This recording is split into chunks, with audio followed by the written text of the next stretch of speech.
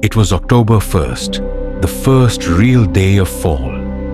The crisp autumn breeze filled the air, and I couldn't have been happier.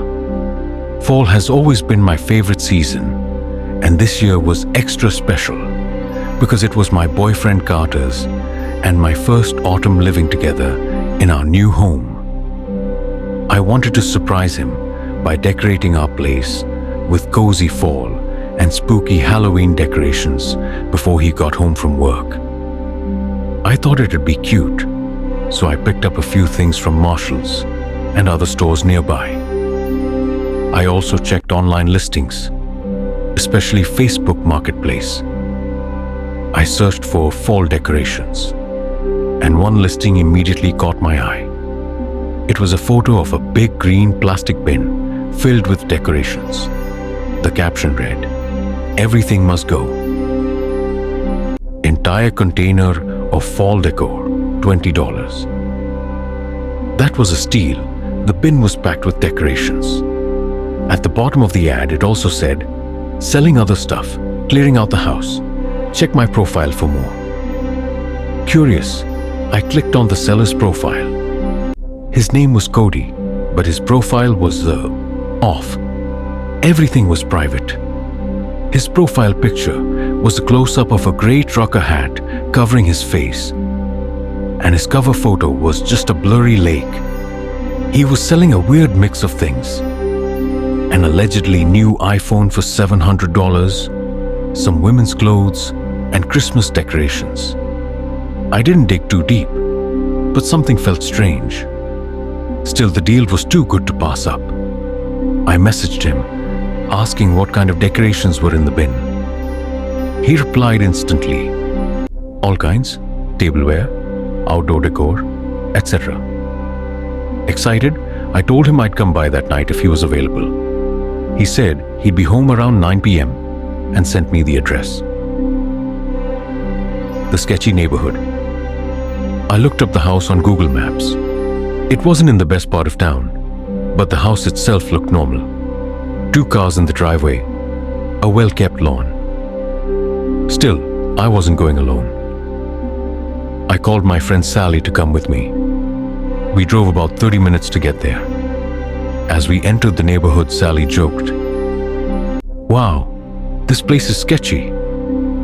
She was half kidding, but we both knew this wasn't the safest area. It was dark when we arrived. The house had dim lights on, but the blinds were closed. No cars were in the driveway. Weird. Since Cody said he'd just gotten home from work, suddenly my phone buzzed. A message from Cody. "When you get here, come right in."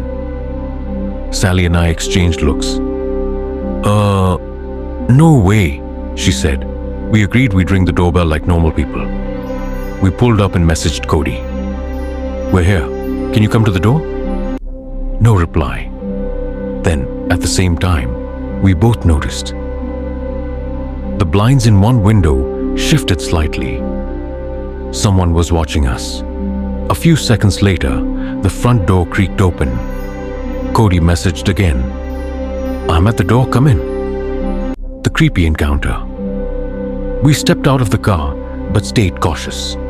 I called out Tass, "Cody?" No answer. Sally whispered, "Let's leave." I took a few steps closer and shouted, "Cody?" Still nothing. I turned to Sally. "Let's go."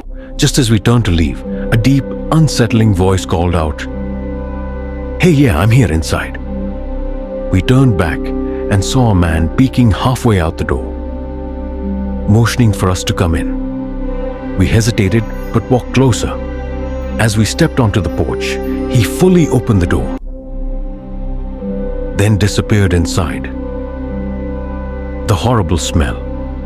The second we stepped in, a faint foul stench just hit us, like old person house mixed with something rotten. We heard heavy footsteps moving deeper into the house, followed by his voice. "It's over here. Come here." His voice was unnaturally deep, almost intimidating.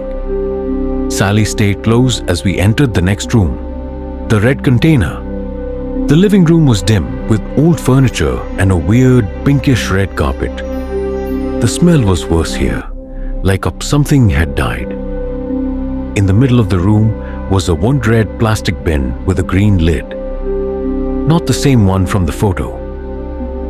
Cody stood beside it, staring at us. He was not friendly looking, unkempt with an unsettling grin. "Come open it," he said. I refused. "You open it," he smirked. "You're no fun." Then he lifted the lid. A wave of putrid stench blasted out. Sally and I bolted up for the door. We didn't look back until we were in the car. The aftermath. Carter wanted to check the house himself, but I begged him not to. The next day he told me he stopped by.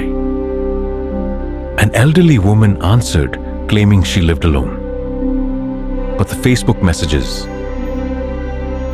proved Cody was real. Records showed the house on Wazishilefas, owned by a woman in her 60s. So who, or Lawadi was Cody? On final thoughts. I never found out what was in that bin. But I learned one thing. Never go to strangers' houses for online deals. Like, comment, and subscribe for more creepy stories.